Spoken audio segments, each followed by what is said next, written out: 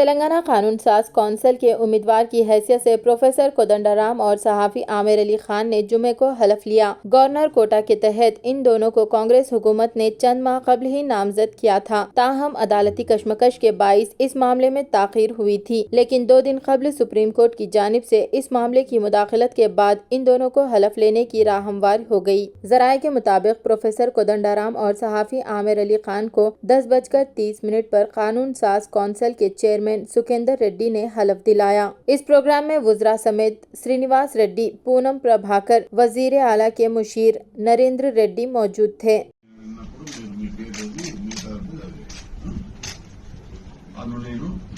ఎం కోదండరామారెడ్డి అను నేను శాసన పరిషత్తు సభ్యునిగా నామనిర్దేశం అయినందున శాసనం ద్వారా నిర్మితమైన భారత రాజ్యాంగం పట్ల నిజమైన విశ్వాసం, విధేయత చూపుతానని, భారతదేశ సార్వభౌమాధికారాన్ని, సమగ్రతను కాపాడుతానని, నేను స్వీకరించబోయే కర్తవ్యాన్ని శ్రద్ధాశక్తులతో నిర్వహిస్తానని పవిత్ర హృదయంతో ప్రతిజ్ఞ చేస్తున్నాను।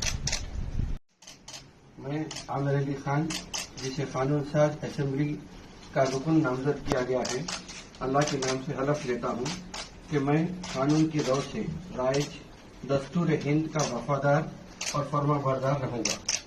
हिंदुस्तान के इक़्तिदार आला और इसकी सालमियत को बरकरार रखूँगा और इस फर्ज मनसबी को जो मुझे तफवीज़ किया जाने वाला है पूरी दयानतदारी से अंजाम दूँगा।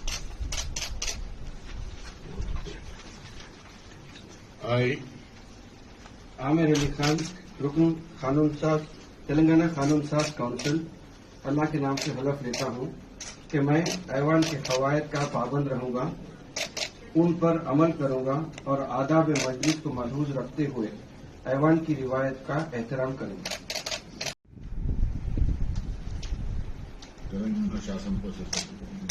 తెలంగాణ శాసన పరిషత్తు సభ్యుడనైన ఎం కోదండరామారెడ్డి అను నేను సభ నియమాలకు కట్టుబడి ఉంటానని, వాటిని అనుసరిస్తానని, సభ మర్యాదలను పాటిస్తానని, సంప్రదాయాలను గౌరవిస్తానని పవిత్ర హృదయంతో ప్రతిజ్ఞ చేస్తున్నాను।